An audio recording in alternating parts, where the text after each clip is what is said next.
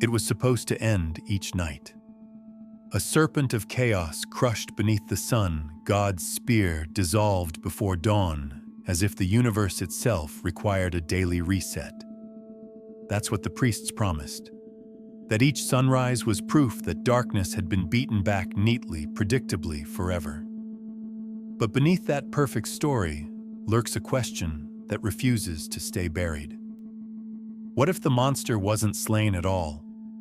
What if it couldn't be slain? What if Egypt's most triumphant myth was actually a mask? Thin, deliberate trembling, and behind it, something ancient, still coiled, waiting, watching, smiling in the dark. So take a breath. Let that initial jolt of heat soften into something slower, something steadier. The desert doesn't rush, and neither does the truth. The Nile moves the way Apep does, quietly, deliberately, almost like it knows you're listening. You've seen the polished version of the tale, raw, shining, and undefeated, guiding his golden barque through the underworld each night, facing trials and monsters, and fire only to rise again, as if the universe were built around his certainty. That story is carved cleanly into temple walls, brushed into papyrus, whispered into the linen that wraps the dead. But if you step beyond the torchlight into the forgotten shrines, the half-erased spells, the fragments too dangerous to recite aloud, you begin to see a different outline. A shape that doesn't fade with dawn. A name that keeps returning, scratched into places it was forbidden to exist. Apep. Not merely a monster, not a villain placed conveniently in a myth, but the embodiment of what the Egyptians feared most, the thing that could not be killed, the darkness behind the light, the possibility that order was only a fragile performance. To them, Apep wasn't entertainment. He was upkeep. You remembered him because forgetting him was dangerous. You fought him symbolically because ignoring him was worse. Temples hummed with rituals designed not to celebrate victory, but to delay disaster. Priests rehearsed spells the way soldiers memorize battlefield drills. Every night they battled the same enemy, knowing sunrise was not triumph, it was survival. And so the story begins not with a victory, but with an admission some threats don't end. They circle. They return. They wait for you to blink. Before we venture further into the shadows, take a moment to subscribe so you never miss a secret that history has tried to forget.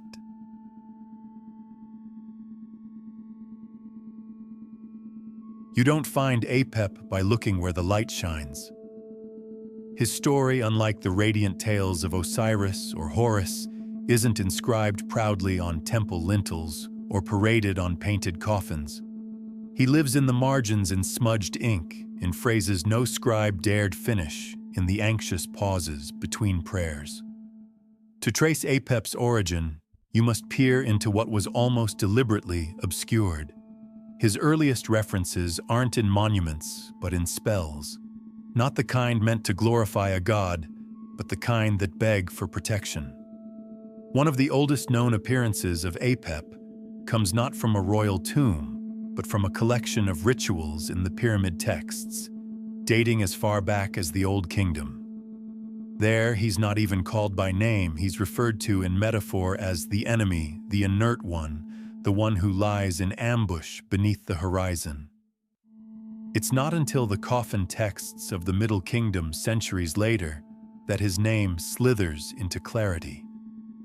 Apep, or sometimes Apophis, depending on the Greek renderings that would twist his identity later on. But to the Egyptians, the name wasn't just a label, it was dangerous. Saying it out loud could, in their eyes, give it form. This wasn't superstition, it was worldview.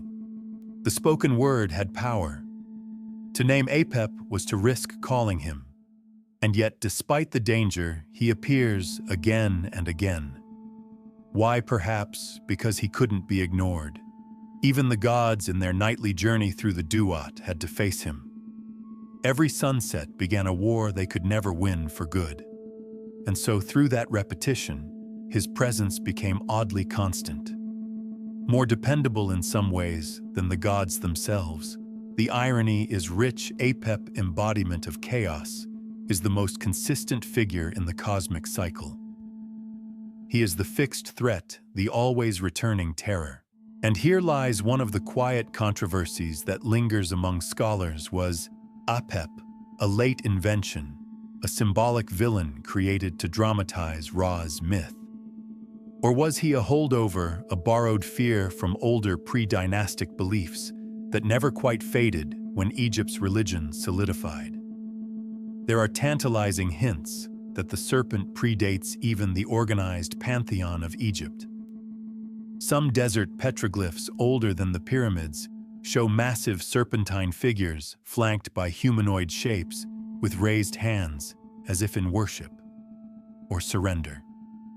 Mainstream Egyptology doesn't directly link these to Apep, but the resemblance is enough to make you wonder. Could Apep be older than Ra himself? Could the nightly struggle not be a moral drama, but a negotiation with something more primal, something Egypt tried but never quite managed to tame? If that's true, it makes sense why his origin is obscured. You don't write down where your fear came from. You bury it. You surround it in ceremony. You mask it with myth. You speak around it. Apep, in this way, becomes a negative space in the record, the shadow that defines the light, the absence that shapes the presence. And yet, he's always there, hiding behind euphemism, slithering beneath metaphors, growing larger every time they try to name him less. And if we recall the introduction, that daily battle, that illusion of victory, it begins to feel less like a myth and more like a cover-up. The serpent isn't killed. He's managed, contained, deferred. His origin forgotten not by accident, but by need. The story then begins not with Ra, but with silence. A silence that grows louder the deeper we look. Apep's name emerges from that silence, not as a roar, but a hiss. And once you hear it, it's very hard to unhear. You hear it before you understand it. The low murmur of priests behind closed doors, the rhythmic clink of sacred instruments, the hiss of incense curling through cold temple corridors. These weren't ceremonies for the people. These were midnight operations, rituals performed in secret, without audience, without celebration. They weren't meant to inspire awe. They were meant to hold the universe together. Each night, as the sun dipped beneath the horizon and the sky bruised violet, the ancient Egyptians believed Ra began his perilous journey through the duat, the underworld. It wasn't a metaphor. They meant it quite literally. The sun god, their most radiant force of order, had to pass through 12 gates, facing trials in every hour. And at the deepest point, just before dawn, he faced Apep. This moment, known as the 6th hour of the night, was not poetic flourish. It was terror institutionalized. The serpent awaited in ambush, coiled in darkness, aiming to swallow the solar barque whole. If he succeeded, the sun would not rise. Civilization would end. Time itself would collapse into stillness.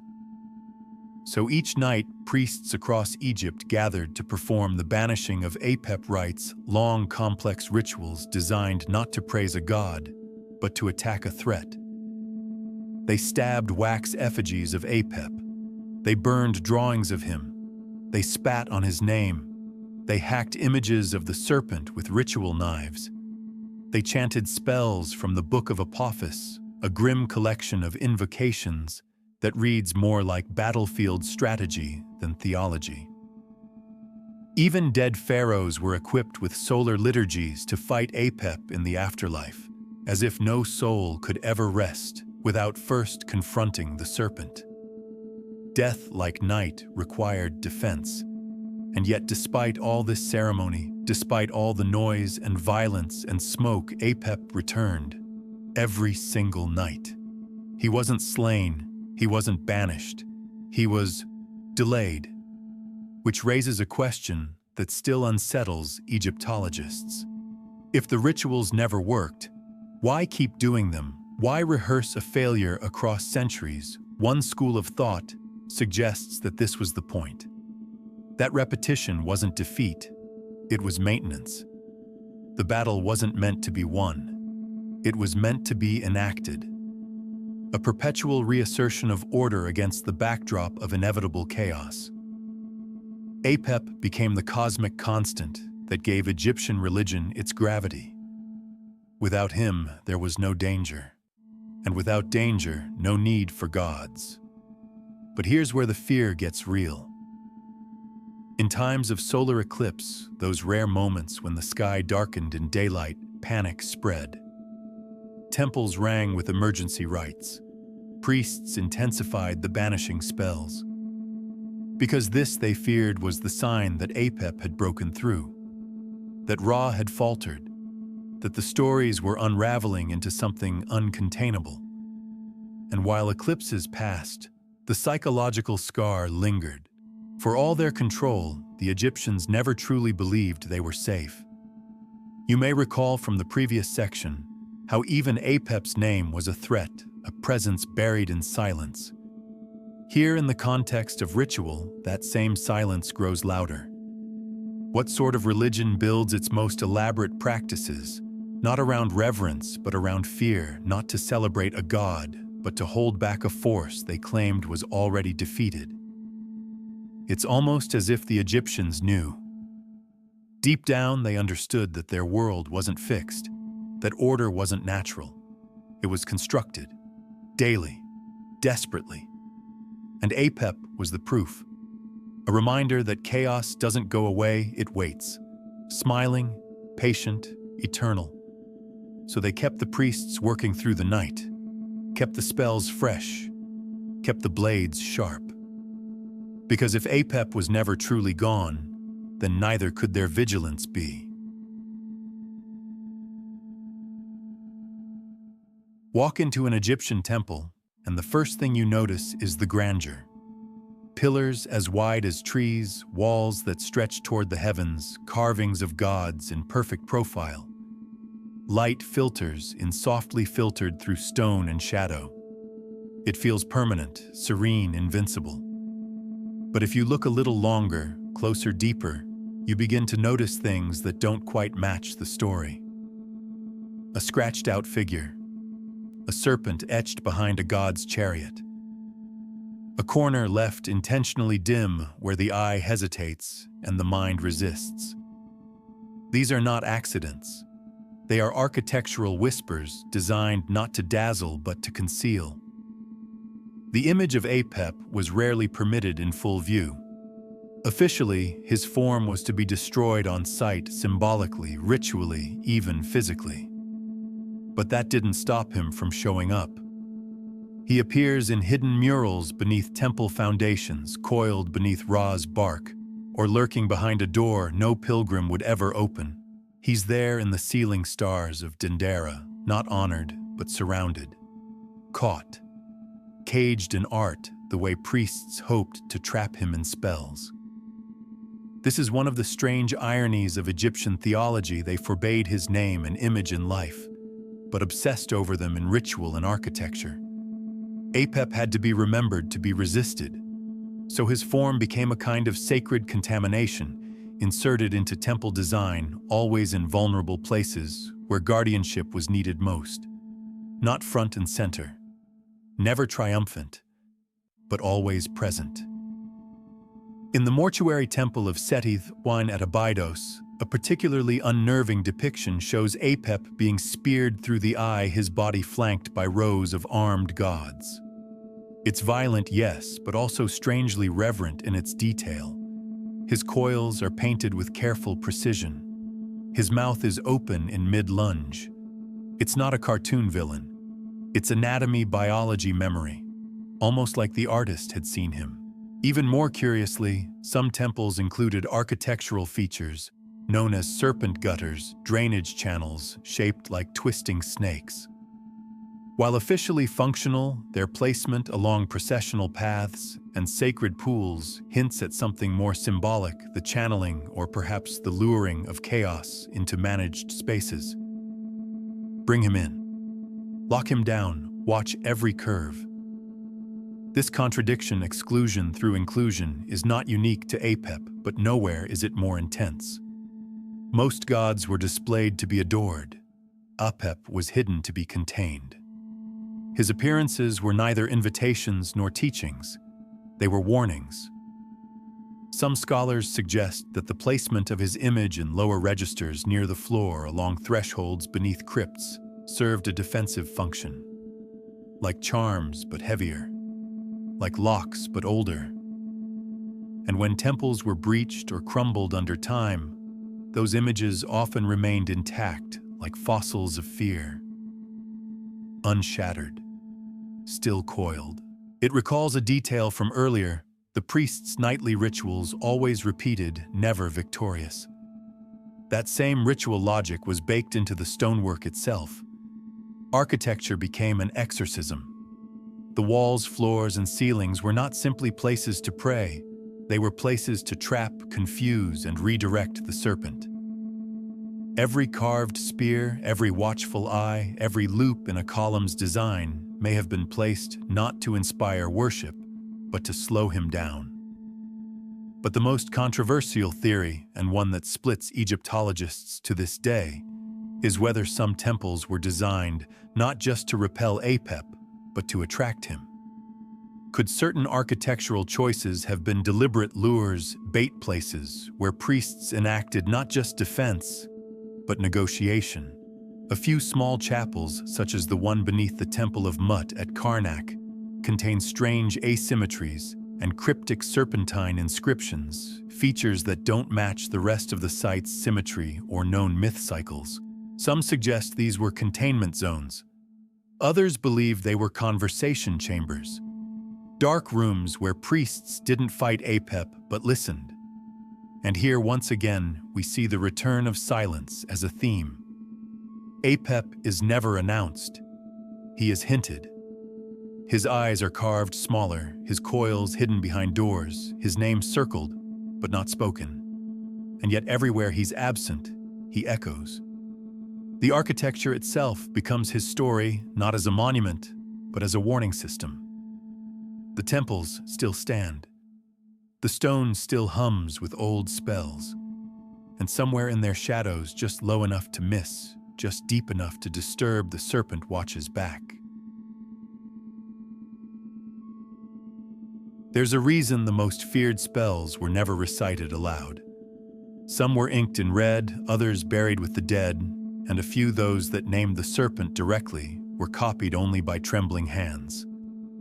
These weren't prayers for safe passage. They weren't meant to uplift or enlighten.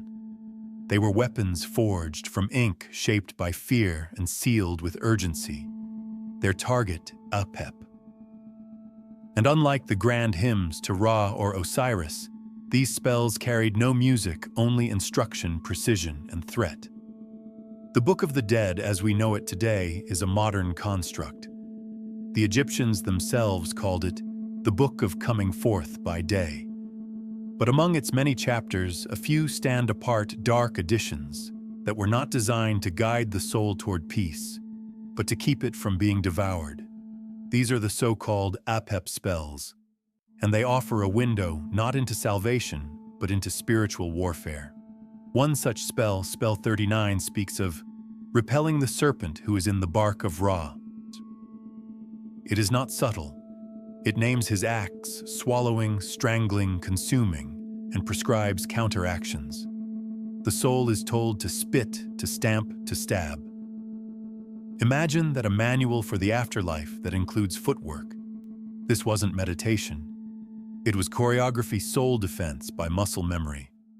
But the most troubling entry comes in the form of the so-called Book of Apophis, a collection found in fragments across Theban tombs, never bound into one scroll, perhaps intentionally scattered. Its rituals are not funerary in nature. They are offensive. They include spells to burn drawings of Apep, to drown wax effigies, to mutilate images while reciting names meant to strip his power. In one version, the reader must recite all 12 decapitations of the Serpent One for each hour of the night. It's not clear whether this was ever performed in full, but the detail is there etched in ink that hasn't faded. And here's the haunting part.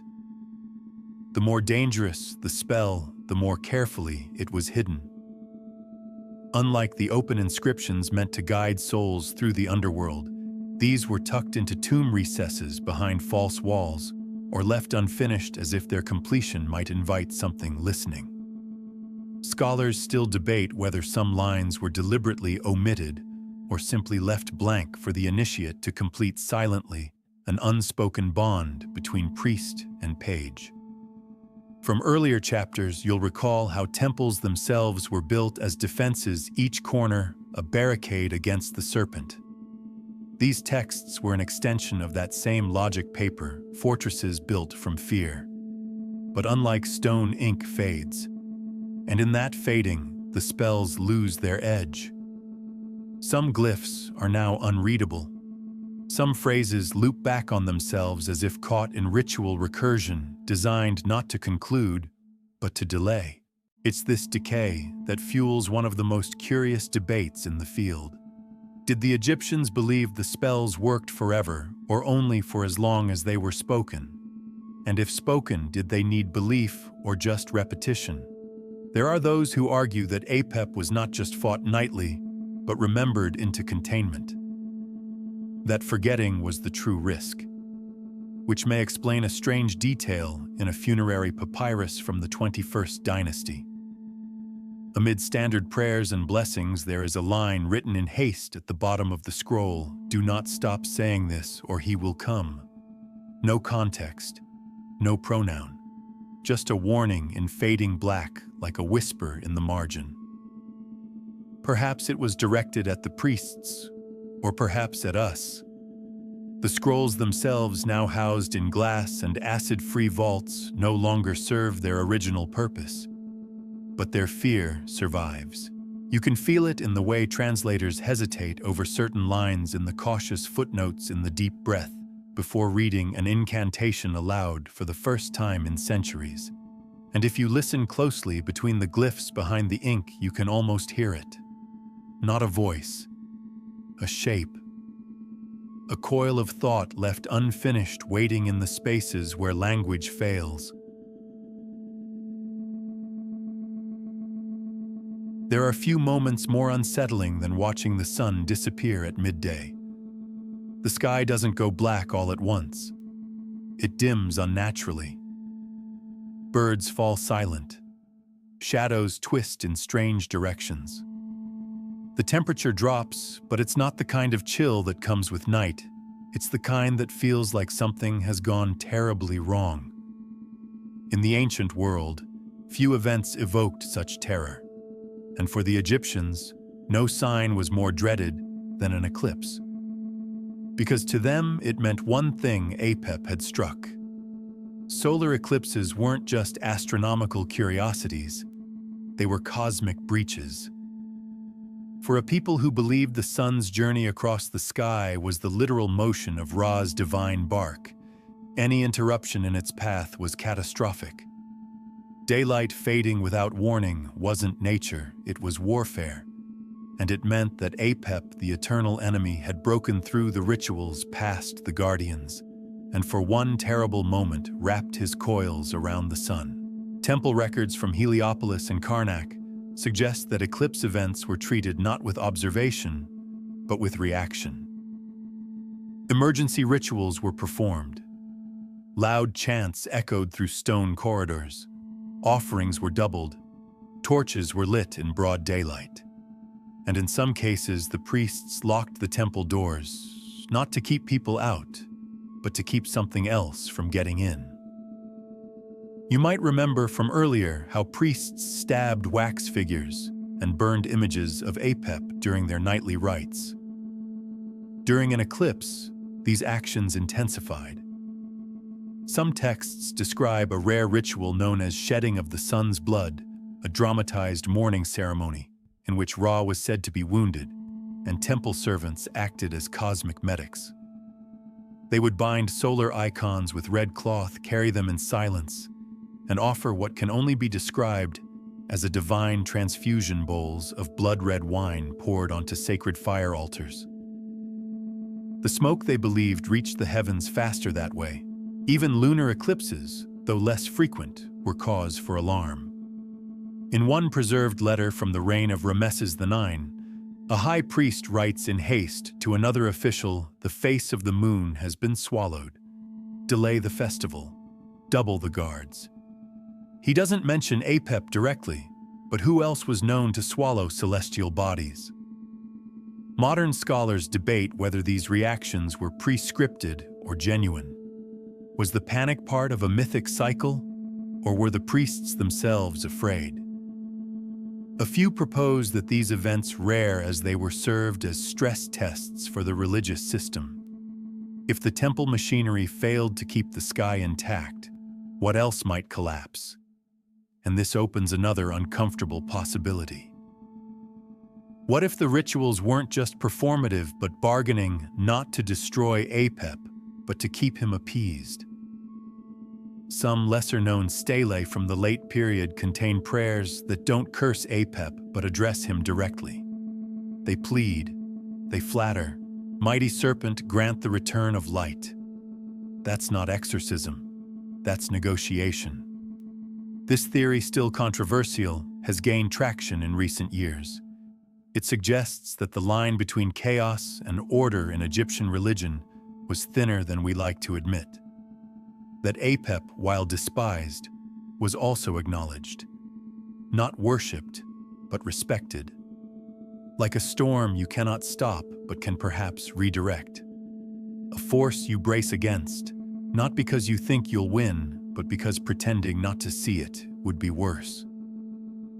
And so eclipses became reminders, not just of the serpent's power, but of human fragility. The illusion of control cracking under the weight of a sky that doesn't behave. In those brief, eerie minutes, priests didn't chant in victory, they begged. And when the sun returned, it wasn't seen as proof of triumph, but of reprieve.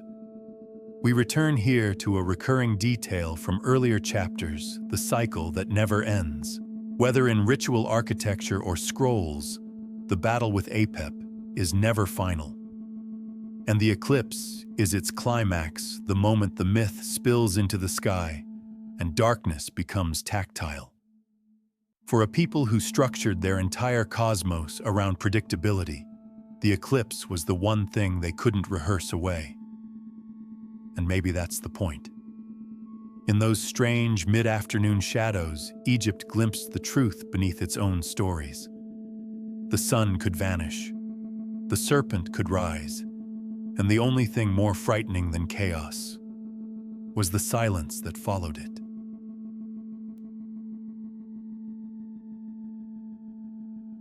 There's something uniquely unsettling about the idea of allegiance not to order, but to chaos.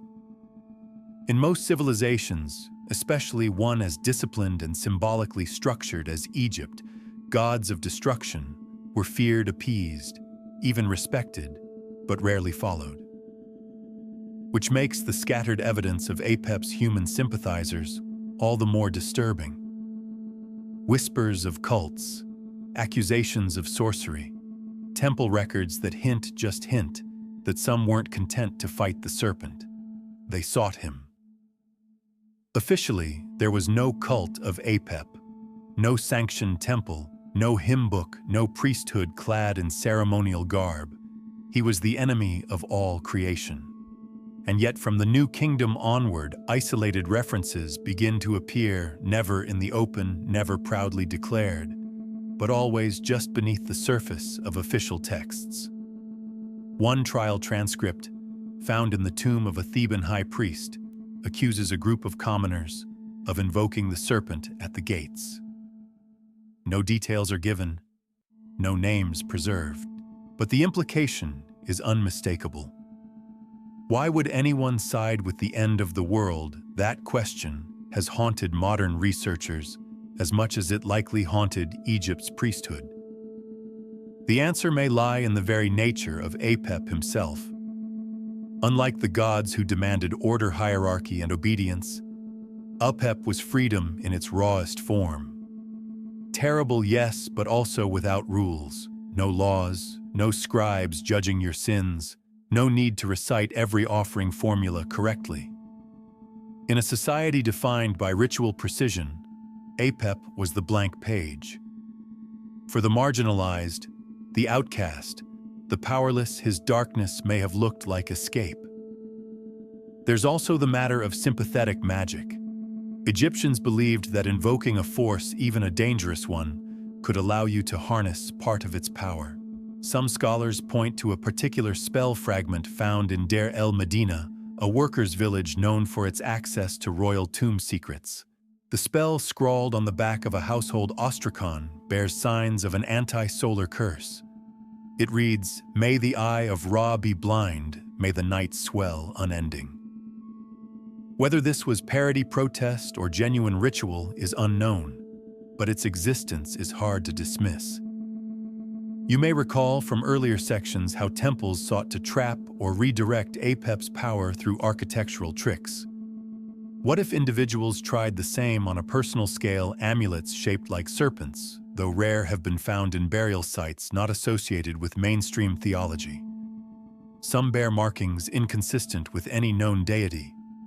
One particularly odd specimen unearthed near Asyut features a double-coiled snake with no head, a symbol not of defeat, but of endlessness. It's also worth noting how often political instability coincided with increased mentions of Apep. During the Third Intermediate Period, when Egypt was fractured and foreign powers loomed, religious texts take on a darker tone. Chaos becomes more than metaphor, it becomes forecast. And in times like those, people may have turned to the only force that seemed honest in its destruction. Not a god of false promises, but a serpent who never pretended to save anyone. This leads us into one of the most uncomfortable debates in Egyptology. Were there truly underground cults of Apep, or are these fragments the results of elite paranoia? Some argue that the priesthood obsessed with order invented these threats as cautionary tales to reinforce conformity, to cast suspicion on dissenters. After all, what better way to silence a critic than to call them a friend of the serpent? But the evidence, while sparse, resists dismissal. From a cache of red-inked curses stored in a private tomb to the disfigured solar discs found in small household shrines, the signs are there, muted, yes, but persistent.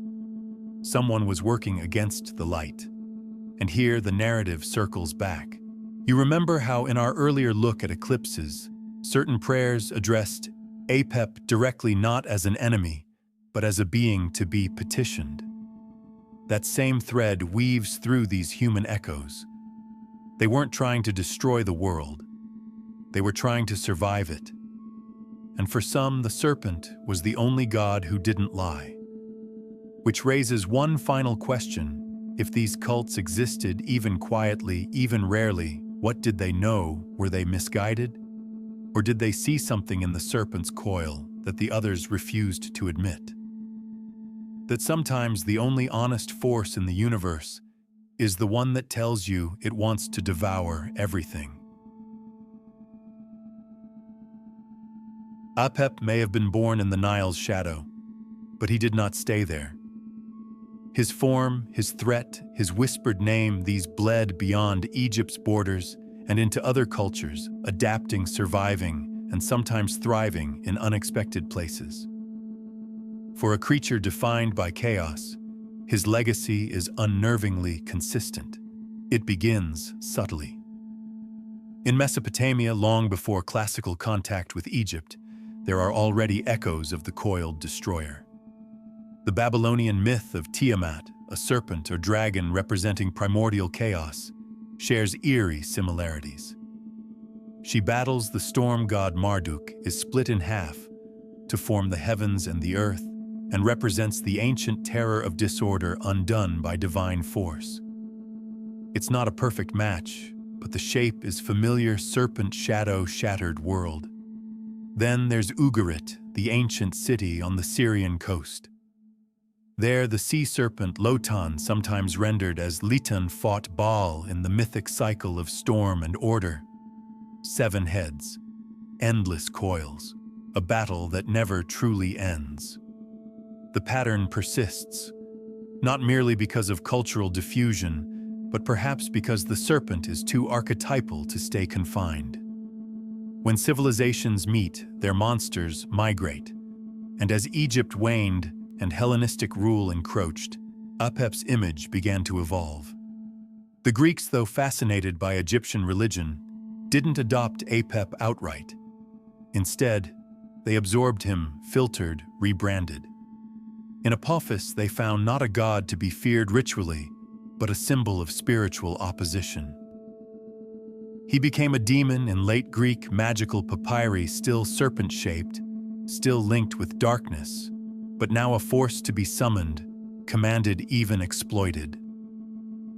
You remember from the previous section how some Egyptian texts flirted with invocation, not banishment.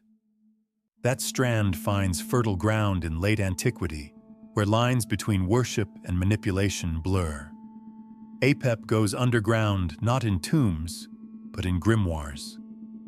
And then comes the most lasting transformation. In early Christian cosmology, serpents take on new meaning.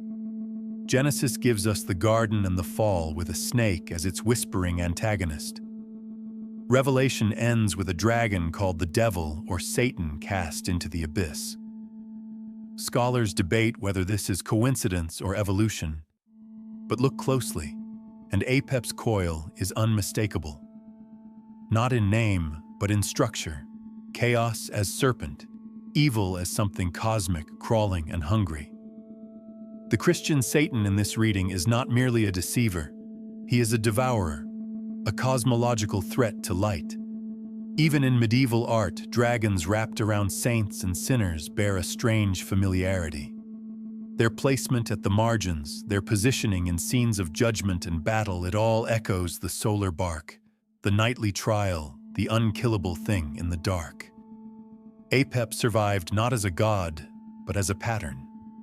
What's more curious is how far this influence spreads. In Norse myth, Jörmungandr, the world serpent, encircles the earth, destined to rise and destroy the gods during Ragnarok. He battles Thor, dies, but kills his slayer. Again, serpent, cyclical violence, destruction that renews. The idea refuses to die. And in Hindu cosmology, the Naga serpent beings of both divine and demonic nature inhabit the underworld and guard treasures. Some bless, some curse, but all are deeply intertwined with cycles of time, fertility, and destruction. While not direct parallels, they continue the motif serpents as more than animals, as thresholds. This brings us to a modern problem in mythological scholarship: diffusion versus emergence. Did these cultures borrow from one another? Or do serpents simply arise in all myth systems because of something older, deeper, biological? A primordial fear of what moves unseen, strikes without sound, and disappears into the dark. If so, then perhaps Apep isn't just Egyptian. He's universal, and Egypt, with all its rituals, was simply the first to give him a name. But names change. What doesn't change is the shape, the function, the need for something to embody what we cannot control.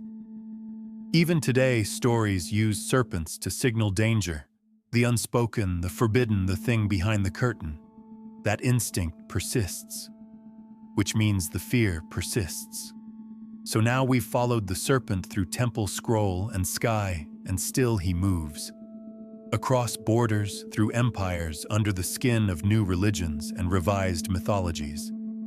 He is devoured, reborn, renamed, but never gone.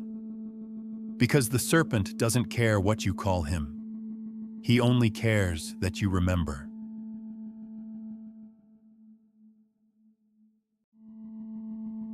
Now that you've followed the serpent's trail through spells, temples, eclipses, and empires, a question curls beneath the surface, pressing against everything we thought we knew. What if Apep wasn't merely the destroyer? What if he was something more complicated, something necessary, not a villain to be vanquished, but the hidden balance that kept the gods themselves honest? It sounds absurd at first. Apep has always been cast as the enemy. He is the one Ra spears, the one priests spit on, the one whose name brings a hush to the room. But step back, and the pattern changes. Apep doesn't invade a world of order, he completes it. Chaos isn't the opposite of creation. It's its twin, the shadow cast by structure, the proof that something matters. The Egyptian worldview was built on balance, Ma'at, and Isfet, truth and disorder, harmony and disruption. They weren't opposites to be eliminated. They were tensions to be managed. And Apep, monstrous as he was, may have been the truest expression of that tension. He gave Ra a purpose. Without a nightly enemy, there is no journey, no triumph, no sunrise. Without threat, power is meaningless. Some ancient texts hint at this contradiction. In the Bremner Rend, Papyrus Apep speaks in first person not as a mindless beast, but as a cosmic force with intention. He declares himself eternal not out of arrogance but as a fact. He isn't death, he is stasis. The end of the cycle, but also its beginning. Without him, the wheel doesn't turn. The sun doesn't rise because Ra is strong, it rises because Apep resists. And the rituals, the endless spells, the nightly performances, the drawings meant to bind or trap. Maybe they weren't about victory. Maybe they were about rhythm. The serpent returns because he must. Because repetition is the point. Because the very fabric of Egyptian cosmology was held together not by triumph, but by struggle. Apep wasn't the enemy of time. He was time endlessly looping, never truly progressing, always demanding participation. This reading unsettles the clean lines of myth. It removes the comfort of good versus evil. And it echoes something we touched on in earlier sections, the idea that even priests in their most sacred spaces sometimes bargained rather than banished. That perhaps they understood better than we do that the serpent's presence was required. Not welcomed, not loved, but needed. Like the night to the day. Like silence between prayers. Modern psychology might frame Apep as the shadow self, the part of the human psyche we pretend isn't there, but which shapes us more than we'd like to admit. The anger repressed. The fear unspoken. The chaos pushed to the margins of consciousness until it slips out sideways. The Egyptians externalized that shadow, made it myth, drew it large-scaled, terrible, and in doing so gave it a place in the world, manageable, nameable, endurable. And yet, as you've seen, Apep resists being boxed in. His name slips between languages. His form shifts across cultures. His influence coils from temple architecture to Christian cosmology. He's more than a myth. He's a principle. The reminder that order is not given, it's chosen, built, rebuilt, and always, always threatened. So maybe Egypt didn't lie. Maybe Ra really did win each night. But not because Apep failed, because Apep allowed the drama to unfold, because the serpent, in refusing to die, made the sun matter. Which leads us to the edge of the final truth. If Apep isn't just the enemy, but the reason the story exists, then everything changes. The temples, the scrolls, the spells, they're not weapons. They're instruments in a duet. One voice sings the light. The other hums beneath it, low and endless. And if the sun never had a true victory, then perhaps darkness never had a true defeat. They rise together, fall together, chase one another across the sky forever.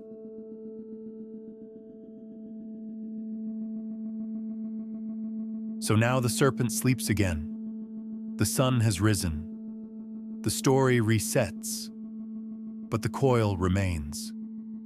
You've seen its shape etched into tomb walls, curled beneath temple floors, whispered in spells meant to bind, but never quite erase.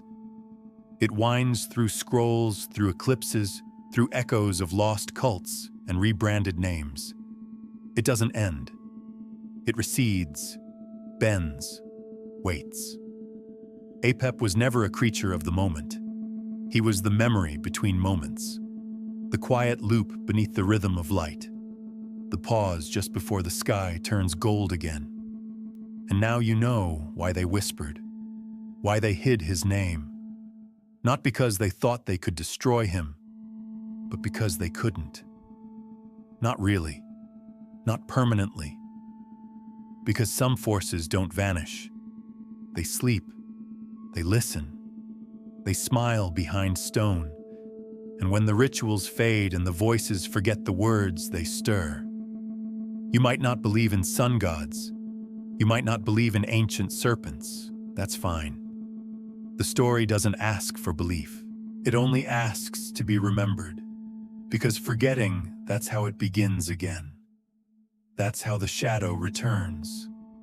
Not in fury, in quiet, in stillness, in the moment you stop watching. So the next time dusk settles too early, or the sun feels just a little too slow to rise, listen. Not for thunder, not for trumpets.